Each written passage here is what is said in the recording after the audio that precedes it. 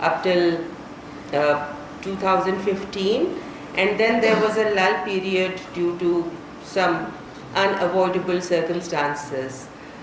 But then came a wave in recent past, and the helm of affairs were handed over to Professor Dr. Khurram Shabir, who is the alumnus of this particular school and who is very sensitive about this particular school and its initiatives that they took. The founding director, Professor ATR, took in 2003 onwards, and he was the most enthusiastic person and in academia that I saw, and I had the honor to work with him in certain areas, that he wanted to, spread mathematics in every nook and corner of Pakistan. And as we all know, that literacy and numeracy, wherever it is the two main skills that any student or any child needs to have, right? And without wasting much time, and I want to tell you about the panel. The theme of this discussion today, it is going to be a fairly informal, very informal discussion with our stalwarts, the stellar, the stars which Professor Khurram has gathered here in Pakistan, and I'm being so happy, and it's quite overwhelming to be here and to share the same stage with them. I wouldn't have thought in my entire life that it would be happening. So the theme is Future of Mathematical Sciences and Emerging Technologies in the Global South. So when we say Global South, we know it comes to our mind Bangladesh, Sri Lanka, India, Afghanistan, Pakistan, and Iran, and so on and so forth. Iranians have some very brilliant mathematicians there, and our pride is Professor Abdullahi, whom we are indebted to, and we could not benefit more from his knowledge, unfortunately. But then his legacy is here, and we are trying to continue this legacy in the shape of Professor Khurram and his cohorts and his teammates, who will carry this legacy and will pass on to the younger generations. So today we also explore how Pakistan and our region can move from technology users to technology creators. And then with me I have my co-host and the moderator and the expert, Professor Dr. Babar Qureshi. Is professor at the Institute of Business Administration, Karachi, and his specialization is theoretical physics. So you know that mathematical sciences are evolving rapidly with artificial intelligence and data science, quantum technology, and computational modeling. So our purpose today is to discuss readiness, challenges, and pathways for innovation. So once again, I thank you all for joining us for this important discussion and interaction. Now let me head towards this introducing the panelists who need no introduction and are institutions in themselves. Here I honestly feel, as I said earlier, that I feel like Icarus, who tried to go near the sun, but his wings were burned, because with such stars and the suns in the galaxy, I am not that eligible to moderate this session, but nevertheless, I feel it's a privilege. So, at this way, nevertheless, I have to do my job as host and begin with the introduction and moderating this session. Allow me to introduce our distinguished panelists: Professor Hiraku Nakajima, President of the International Mathematical Union, and Professor at the Kavli Institute for the Physics and Mathematics of the Universe, University of Tokyo. Internationally recognized for pioneering contributions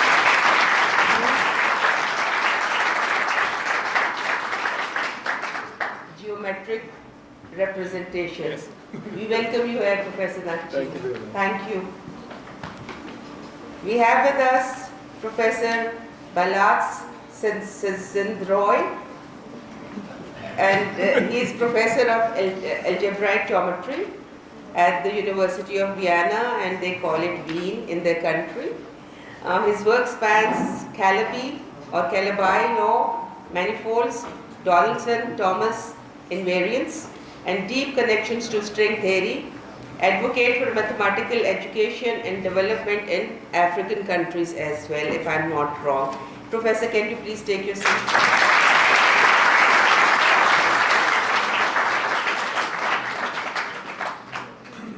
Now I invite, please welcome. Now I invite Professor Peter Stevenhagen, Professor of Pure Mathematics at Leiden University, specializing in algebra and computational number theory, including class field theory, density theorems, primitive roots, and Mersenne primes. So I welcome you, Professor.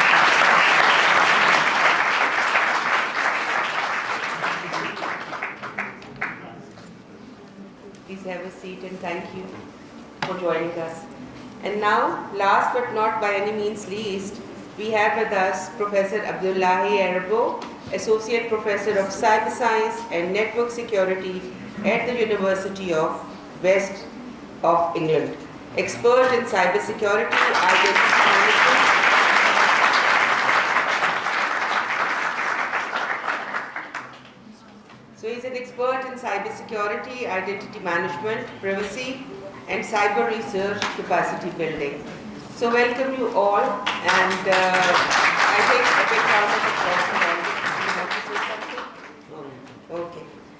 So with such a wealth of expertise and the stellar, I would say, gathering, we look forward to an engaging and insightful interaction, and which that bridges theory, practice, and innovation. So let us begin by exploring our first theme. But let me tell you, professors here, that it is going to be a very informal, interactive session. But for my guests and the participants in the audience and all those who are listening, that once the discussion is over, then we will take questions, and the questions should be crisp and short, not the comments as in long speech, because we want to hear more from the professors, learn from their expertise and experience, and how can we move forward in Pakistan for this particular field. Okay? So it is question to all of you, and you can take 2 to 3 minutes or 4 minutes, it's up to you. And starting from the first one is strengthening numeracy in Pakistan, I would like to ask that in your view, what are the key factors that have hindered the development of strong numeracy in skills in Pakistan for what you have gauged during these 3 days, 2.5 days? So will you consider these challenges systemic, pedagogical, socio-economic, perhaps? And what strategies, in your view, could effectively address them? Starting from anyone. Anyone.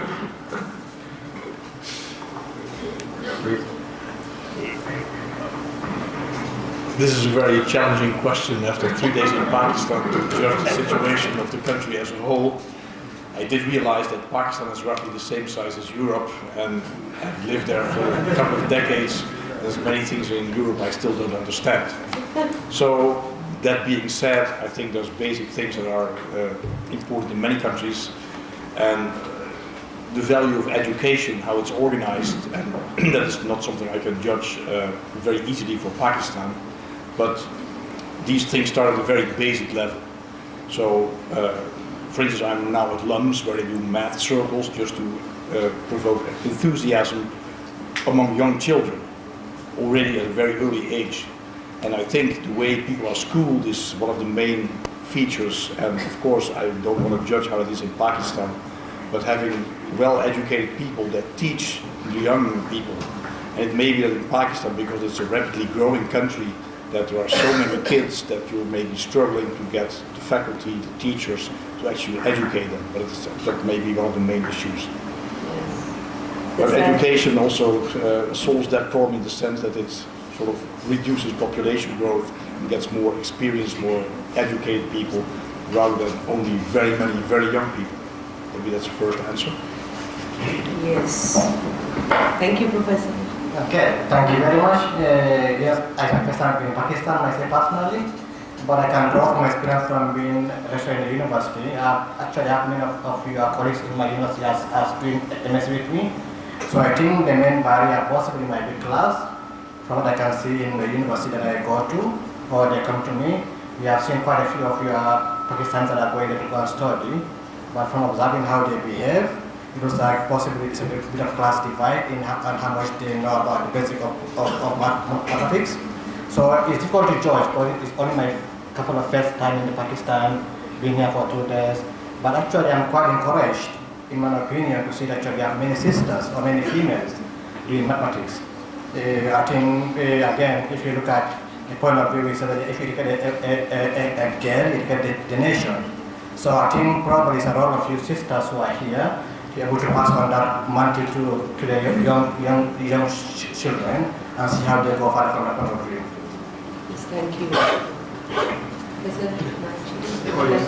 Thank you very much. So I'm 62 years old and maybe Muslim. Same old as I am.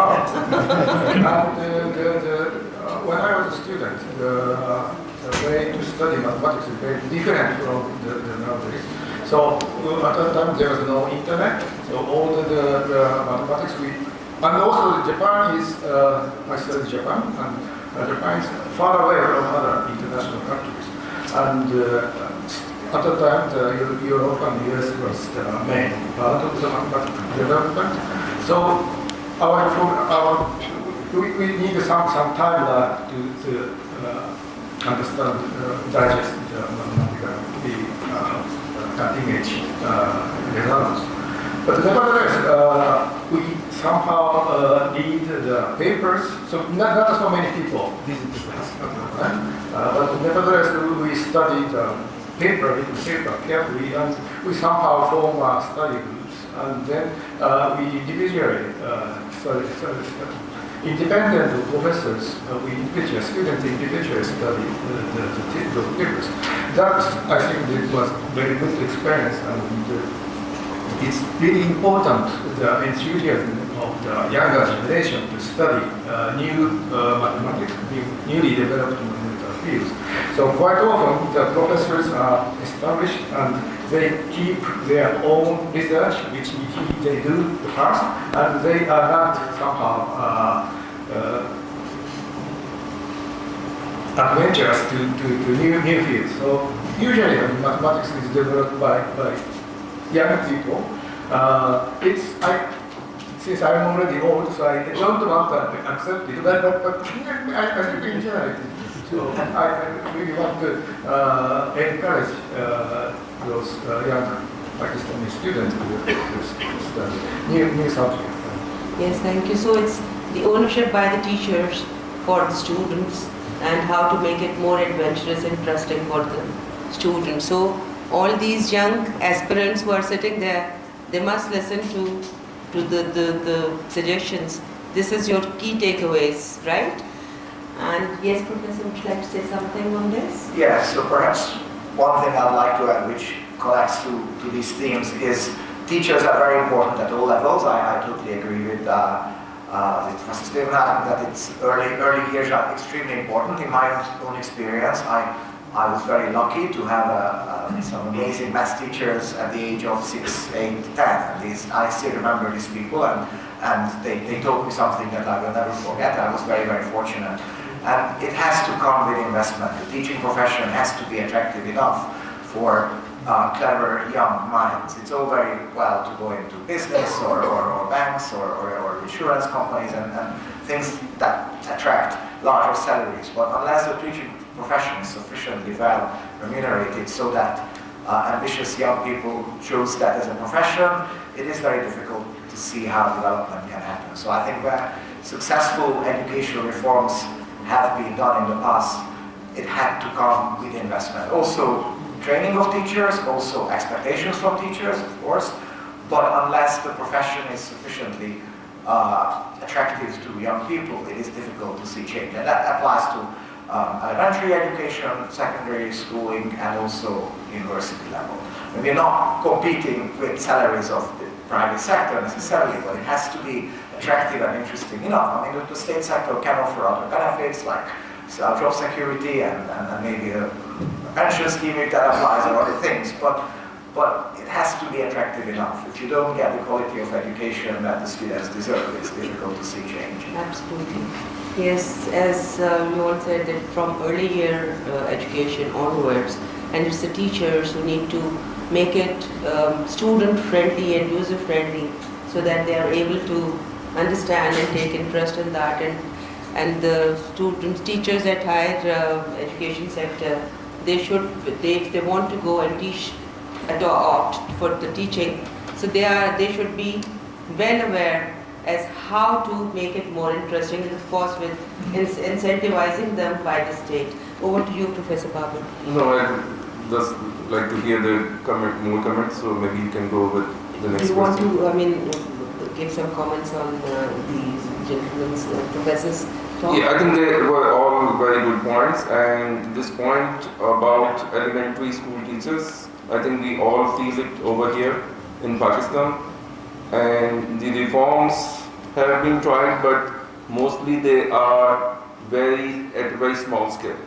So when they come up with some new plan, they say, okay, we're going to implement in some pilot model schools, but that doesn't do the job because it usually is restricted to a very small number of population. While Pakistan, as one of the professors said, is a really big country, 240 million people. Yeah. So I think this has to be top priority.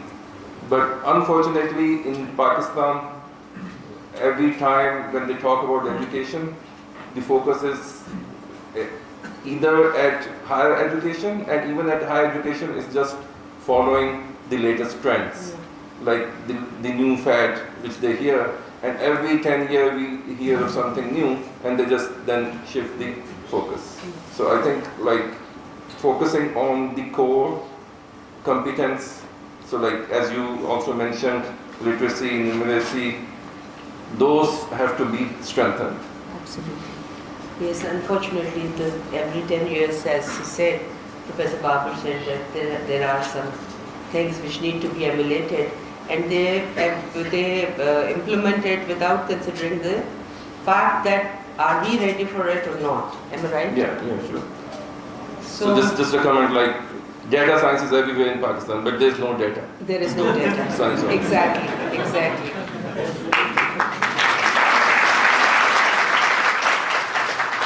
Just like we are teaching plasma physics in almost all the universities, and there is no plasma factory industry. There is no industry for plasma to prosper. So, Professor, am I right or wrong? Okay. So, because I am, let me clarify here that I am a literature person, and I've been in education, but my love for mathematics is just because that I don't know mathematics at all. But ever since I, had a certain bond with the school, I became very much interested for the future generations here in Pakistan. So, if I move on to my next question, it's about mathematical sciences in the artificial intelligence era. Yeah. So, how must mathematical sciences evolve to stay relevant in the AI era? And the related question is that are curricula aligned with global scientific and industrial needs? I want answers from you also on this one. Okay, I can start on that one. I'm not sure why. Okay, so it's quite interesting. I'm not sure if I wasn't born at that time by the way, but when calculators came across, people think that maths would die out because it used to do it manually. But if calculators coming out, people think that it's going to affect maths going forward. But it helps to improve maths going understanding maths as time goes by. So I think, in my opinion, AI is a tool that will help you to improve your skill as time goes by. Yeah? It can help you to understand what's doing as far as you know the basics going forward. But I don't think, someone asked me about that yesterday. Should they leave their field and go into AI or LLM? My answer is no, don't do that. Yeah? Because math is something that requires a human thinking, and I might be wrong, but I don't think AI can replace human being thinking. It can try to, but it cannot replace human being thinking as time goes by. So I think again, in my humble opinion, as someone has done math in my life, also being a scientist, I think AI helps you to develop your skills better going forward in whatever you are doing. It doesn't matter whether you're doing math, you're doing physics, you're doing chemistry, whatever you are doing, the core skills is with you as human being. How do you go further to develop it further is you to think against that. But AI will help you to understand how do you achieve things better going forward. Yeah, so that's my opinion as I was my opinion there. Okay. So you're saying that when you talk about STEM subjects or mathematics in particular, the point is to, it's thinking. Yeah. It's thinking that has to be instilled in that. So Professor, would you like to answer this? Yeah, well, maybe also as old as my neighbor, I think that math is actually quite a stable thing. When computers arrived, people also thought it would maybe change mathematics, the way we do research, and it has been integrated without any problem, and everybody uses computer algebra in mathematics, and we still continue. And I also think that AI is a little bit of a hype, even though things change rather drastically. People will adapt, but as for mathematics, I think it will not make a huge difference, since the thinking in mathematics will not easily be replaced by AI methods. Maybe because I'm conservative, because I don't trust AI enough, but well, there have been more hypes already, and also this one will survive. Thank you. Yeah, this kind of question is asked when I came to the new 3 years ago. But my chief answers it has been changed. In the first years, I don't believe that AI is so useful for mathematical research, but I slightly changed my mind. So now I'm slightly convinced that maybe we use carefully, it can be useful. So in particular, I think that in our specialties, so we know very well that what kind of things is normal and what kind of things is not normal. But if the mathematics is diverse field. If you go to another field, even though if it's a nearby field, it's quite often that it is difficult to know the advanced knowledge. And in that case, I can ask for example, the keyword to the ChatGPT, then they gives us some differences.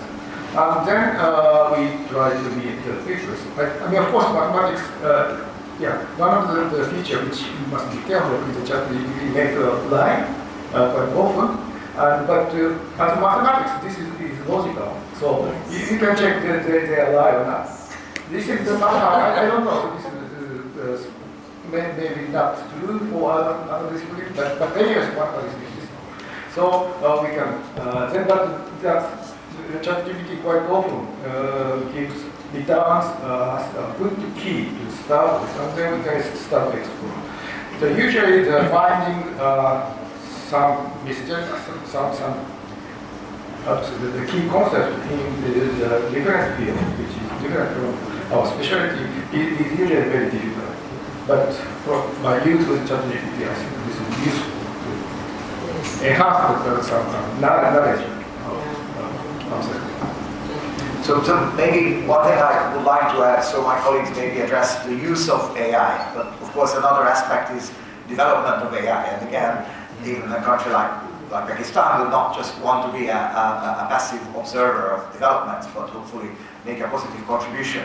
But again, the principles of mathematics that underlie AI, again, haven't changed. I mean, it is linear algebra, it is calculus of functions, continuous functions, differentiable functions. Some of the basics are there. Now, some more advanced pure mathematics is not necessarily needed, although even category theory is now being used, which is quite an advanced concept and is being used in the design of certain systems, at least the understanding of certain systems. So again, I think the fundamentals of the subject really haven't changed for a long time. I'm currently teaching a course in geometry, and my students have actually started challenging me, like, how old is that theorem? How old is that theorem? And sometimes I have to say 2,500 years old, and that's they got some laughter.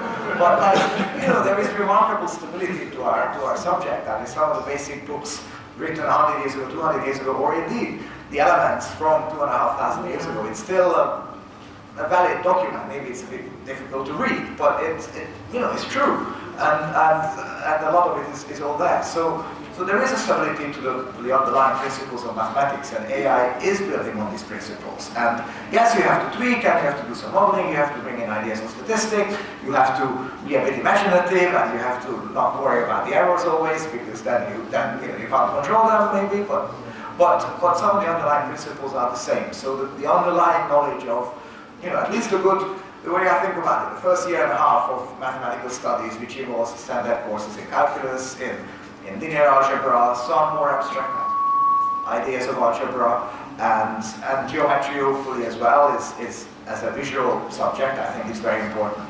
That's all key to many of these things. And then you can specialize, and then some people will want to do more statistics, some people want to do more pure mathematics. But the underlying principles of maths are remarkably stable, and they will not go away. They will not go away.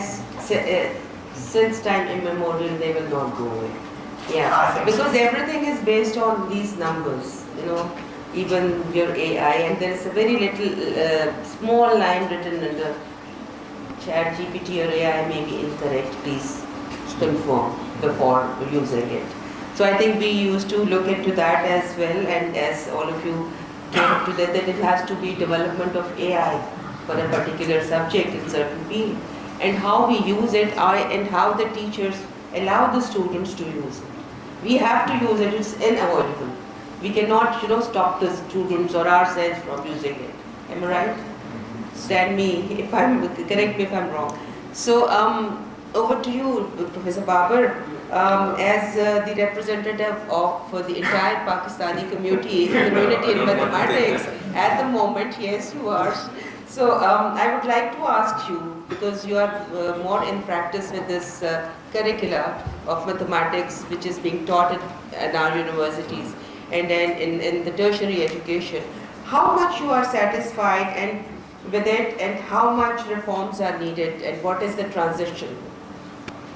Well, I have just been associated with higher education. I don't know much about now I know a little bit about what's happening in high school, because my daughter is in high school. So I would say, like, in the higher education, it's not the curricula which is that important. There has been too much emphasis in our country of centralizing the curriculum. So, like, we have this monstrosity HEC, which likes to dictate everything, and some people sit down over there and they feel like, okay, today we're gonna write down a full program for this subject, for physics, for maths, for anthropology, and hand it down to all the universities that this is what you're going to teach. This is not how universities work. It's a community of scholars, so what it teaches depends on what is the department made of, what are the people, what they are interested in. And as people said, maths is an evolving field. And as Professor said, that the young people have to try new things. So I think at the university level, what is more required is investment in getting good people, getting right people, supporting people who are interested in the knowledge, who can dedicate their lives to exploring this knowledge. And when those people are there, it is actually their job to bring that knowledge to the classroom. So curricular, I think it's not that hard, because the basic curriculum, the standard books are same everywhere. You ask anyone what is the book, and any like even third-rate mathematician will be able to tell you that this is the standard book. Yes. So curricula is not an issue in our academics. This is what I feel. It's the imparting and sharing it, perhaps, to the students. Yeah, I think it's the general support and also the over-bureaucratization of how the universities are being managed. Yes, It's also the kind of standards which are being set. absolutely. That's one of the major impediments, I would say. It is. Yeah, because like for example, someone in central bureaucracy, they think like, okay, we need more papers. The number of papers you write in algebra is not same as you write in some other field, maybe in some where you're doing some numerics. You cannot compare them. So these kind of issues are very prevalent in our academia, and it's really hurting. And it's disincentivizing the students who are interested in a particular field, but the system doesn't support them. The system tells them, because the people who are setting up this system, they just don't know. Those people are just not there who can guide them properly. So the young people are being disincentivized from their true passion. Thank you. Yeah, he has. May I ask a few words? Quite. Sorry. Just to make you maybe feel a little bit happier, this is not a Pakistani problem, also these great universities all over the world. Many countries are suffering from a suffocating bureaucracy that whoever they are, our colleagues in fact, want to regulate everything top down all the time. Things need to be uniform all over the university. And for instance, if I compare mathematics to law, we have 1,000 students every year coming in. We only have 80 or something. We don't do the same rules for everybody. We just locally you can arrange things. And that's what I like personally in the way also this Salam-SMS is organized. Just having a few people knowing what to do is much more effective than a committee high up that sends the rules down. Yes, thank you, Professor. It is a little bit, encouraging to know that we are not alone in this moment.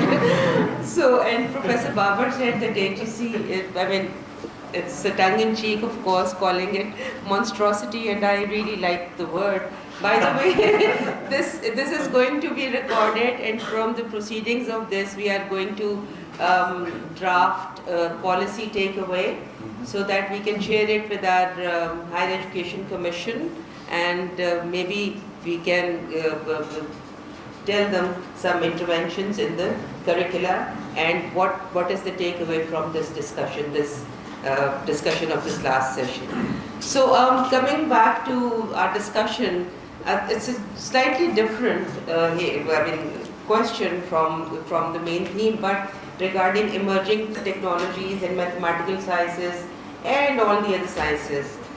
We have been hearing about the Stanford list of 2% all the time. It's very rampant these days that 22 scientific fields with 176 subfields of these disciplines, and the most influential researchers across all scientific disciplines, they are chalking it out that who is going to be in that 2% list. So it is the team. It was started when Professor John Ioannidis, in collaboration with Elsevier, he started that. So and this is the ranking, which is for a single year or career-long impact. So do you think that this kind of list is credible enough, Professor?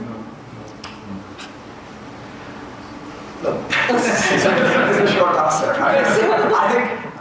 think there's an interesting discussion to be had there, and the role of numbers. You mentioned numbers before. There is a tendency in modern life to reduce everything to a simple list of numbers, and as mathematicians, we should perhaps do a better job of explaining to people that that will never be the answer to any question. I mean, numbers are a tool, but numbers are not the final answer, at least not to complex questions that cannot be reduced to a simple list. So whenever clearly very complex question is reduced to a simple list, one should be very worried that that applies to lists of universities, which is a little better because we're not talking about individuals, we're talking about institutions. But it's still silly to kind of try and squeeze them into a linear list of numbers. And the same for especially for individuals. And individuals are very complex, and you will never capture the worth of an individual in a single set of numbers.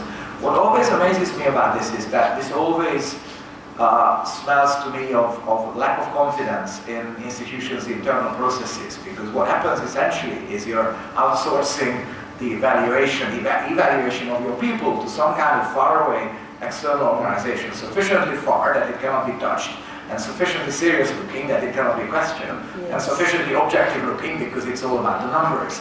Instead, what has to happen in institutions, if you actually want to, for example, give some kind of prize to an individual, or maybe appreciate individuals' contributions, which I think is right, and organizations should do that, but there has to be a gradual internal process to how you find the people who perhaps in a given year deserve some recognition. Outsourcing it, I don't think is going to be the answer. Outsourcing it to such a simple looking solution is never. I mean, I have to say, this 2% thing, for the first time in my life, it's not here in Pakistan. 2 weeks ago, I spotted from a corner of my eye something on Facebook. I thought, what is this? I've never heard about it in my life.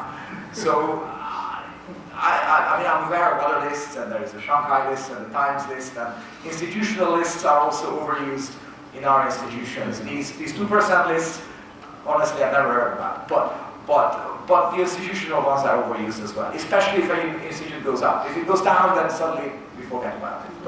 And of course, once somebody goes up, somebody has to go down. So yeah, half the time we talk about it, half the time we don't talk about it.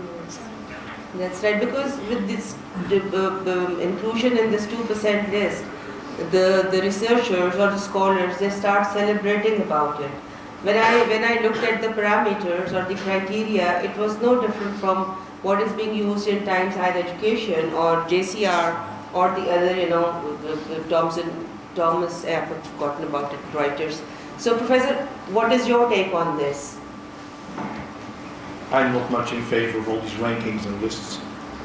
Just like bureaucracy is also shows a lack of trust in people.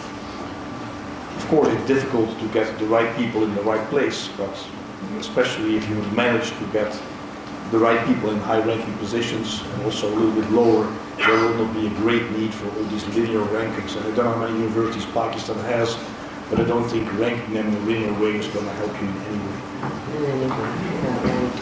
Professor Arabo? Yes. I think the fact is that if you are looking for people to number us as a number, I think we are trying to not be comfortable ourselves, because as an institution, don't allow someone to rank you, just know what you can do, what value you add to your community. So I think we can celebrate people on how much impact they have on their community, rather than having what we to go on that percent list. What the criteria is, I'm not sure it's objective in many ways. It's objective, the criteria is objective. Someone doing in mathematics, someone doing cybersecurity, someone doing AI, they will have difficulty of matching those criteria going forward. I think the best way forward is to look at people on how much impact do they have on personal impact, and don't allow somebody to be on top 2%. They might be top 2%, but what do they do to have that 2%? Someone can be on the bottom 1%, but the impact they have on the community will be more helpful than being on the top 2%. So let's get those numbers. They don't really make sense to me, in my opinion. Yeah, sentiments are maybe mutual. Yes, Professor? So the IMU and the ECM, so International Organization of Applied Mathematics, published an article which warned this danger of statistics last September, so it will be interesting. Yeah, we saw it. We saw it. It was shared among many people. Yeah. So, this is somehow the counteraction to what happened called citation counter. So some people try to manipulate the high citation by some trick, and then because of this, some strange university which doesn't have mathematics department have the highest record in this database. So because in mathematics there are not so many usually people like less paper compared to this other disciplines. So it's really easy to manipulate the citation. It is easy. So we must really need to this danger, and also this also applies to the students. If you submit the first paper to some journal, then you must be really careful to choose the correct journals. There are predicted journal which is somehow if you publish it in predicted journal, then this is not good thing. So also for those professors, you must be really careful. Those statistics is not reliable, and you want to have correct evaluation, then you really need to hear expert opinion from various people, and it's not so easy to evaluate the mathematical accomplishment. But somehow we really need to make effort to as much as possible correct information, which is right. Thank you, Professor. Professor Babar? Yeah, I want to say a few things. So first of all, if this 2% list means anything, then our job here in Pakistan is done. Because almost every university has half a dozen top 2% mathematicians present. So this is a fact, you can check it. Even you go to a very small far-off place, there are top 2% mathematicians sitting there. Yes. So this is one point. I would like to say that this is, again, coming back to this bureaucratization. There has been this trend that they want to evaluate people based on a computable function. And what the result of that has been that almost everyone, not almost everyone, but a lot of people are just trying to optimize that function. And the kind of things which I hear in Pakistan, when I was not part of Pakistani academics, and I had not even heard of, like if you're sending a journal to, your paper to a journal, what's the impact factor? I didn't know what's the impact factor of a journal. And what is your personal impact factor? What is your DCR? These things. I even now, when I talk to my colleagues outside Pakistan, I never hear of it. So I may be told that these things are present in Europe and North America and in Japan and South Korea as well, but not to this extent. Over here, it has been seeping in, and people who care about these things, people who support these things, somehow they, through a self-serving process, they are now the decision makers. So they are forcing this in, and this is really harming because instead of doing what you think is important, people are trying to optimize this function. And I would like to say, like, what is important in math, it's somehow is a very human endeavor. So as Professor said, like, what people thought 2,000 years ago, that this is interesting. What the Greeks found it interesting, when Muslims discovered those manuscripts, they also found them interesting, and they started developing them. Yes. And when those same problems went to back to Europe, they again found them interesting. And we still today we find them interesting. So you can tell what is good math, what is bad math. And it cannot be computed to a number. One more point I would like to add is that we are often given this pushback. As Professor said, that you have to have trust in your own institution to evaluate people. Yes. So we are given often this pushback, and sometimes we cannot deny there is some truth to it. There are not enough experts in Pakistan to really evaluate people or really judge people. So then this kind of pushback is given by the administration that you don't have experts. So we have to rely on some numbers. So I think in that sense we need some support from outside Pakistan of a of a community of experts, but it cannot be completely random. So like for example, in our policies, they have written such a thing that every PhD thesis has to be endorsed by an expert abroad. It just says abroad, an expert abroad. So you send it to anyone with a non-Pakistani nationality and it's a stamp of approval. Yes. So these, I mean, people who are friends of Pakistani mathematics, who are willing to help, and who are known to community. It's not hard to find out who is a good mathematician, who is a known mathematician in the community. You ask anyone, they will tell you.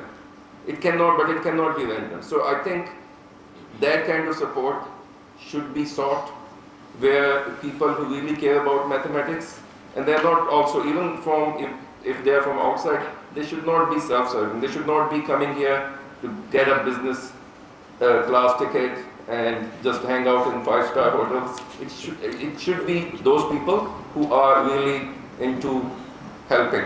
Yeah, thank you. These were very important, points. We are running short of time, so I'm getting furious glances, outrageous glances from the Director General here. I'll move forward and I have to skip some questions which were very much important, but maybe I can get your emails and I can get your answers, if I may. So, last question as we move forward and move towards the conclusion, because we have to take a few questions as well. So, I just want final reflections from all of you, and what is the one priority Pakistan must act on immediately as an emergency to establish or to promote or to spread mathematics in Pakistan? I mean, concerned about Pakistan, and let's talk about Global South as well. Professor, please. Any of you can start. Okay, I will try and say something about it, but I'm not sure if I'm going to answer it. So I think the priority is that we should try and own our culture, because we look at elements, for example, in mathematics. So how can you create your community that is able to stand on their own feet? Yeah? So it's good to have support from other communities, but as Global South or as Pakistanis, I was saying in my talk quite a while on Monday, the first thing about math, algebra, came from Japan. Yeah? So basically, we have the root of mathematics in the Quran itself. Yeah? If you go back to our basics and we stand on our feet, okay, see, that's what you can do. That will be able to help Pakistan or the Global South to understand where do they stand and find your own point you want to be able to improve, and then get the right people to come and help you improve it. But firstly, know yourself first properly. Where do you go from that point of view? And then invite key experts or key people that are able to guide you in that area, and then establish your own community of that's what you can do. But still, it's good also to have partners with other countries. But I think being able to have developed on your own self-confidence, or everyone, by the way, even in my own country as well, it allows you to understand, okay, where do you go from that point of view.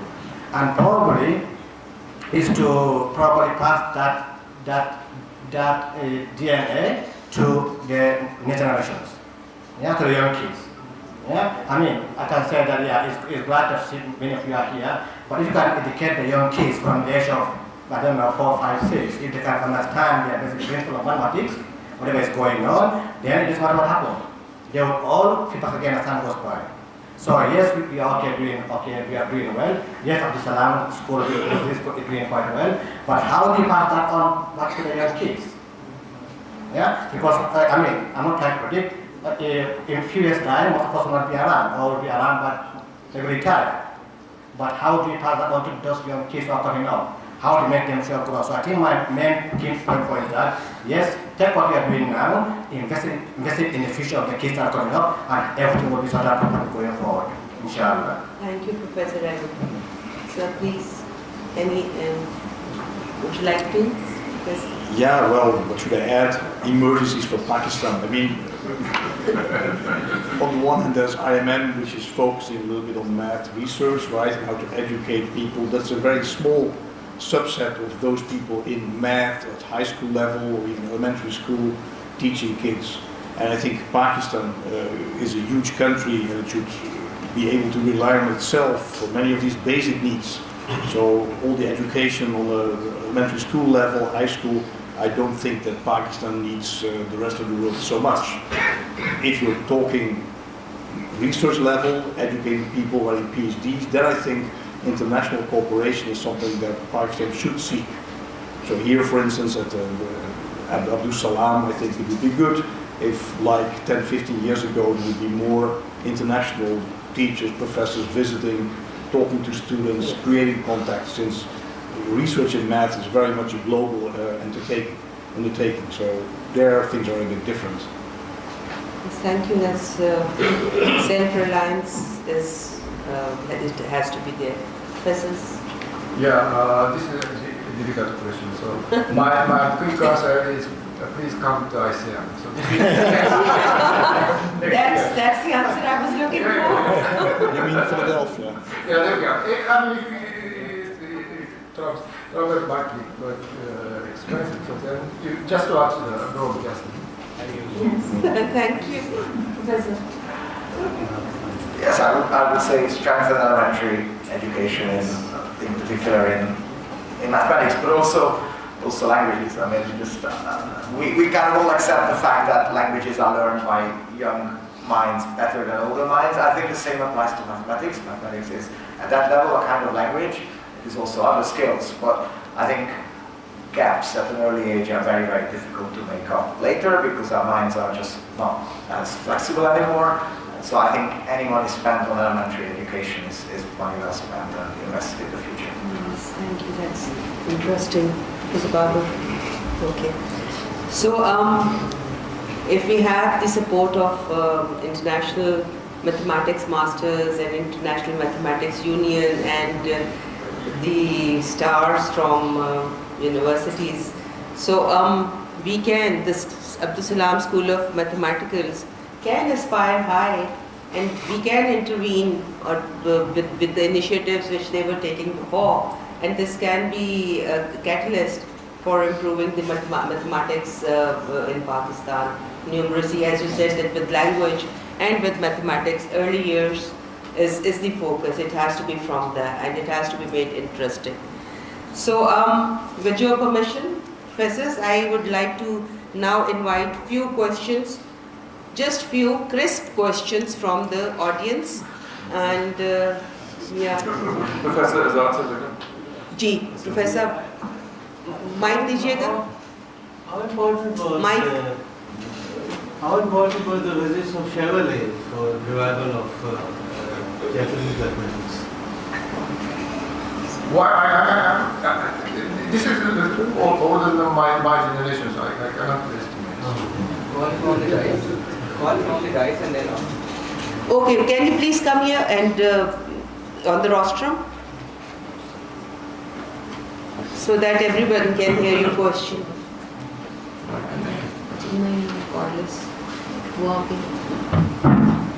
My question is from our esteemed panel. What are some potential risks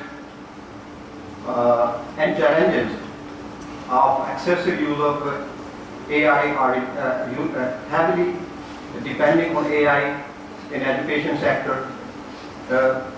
Basically, I personally feel it is badly affecting our cognitive skills, especially our critical thinking, decision making, and Short question.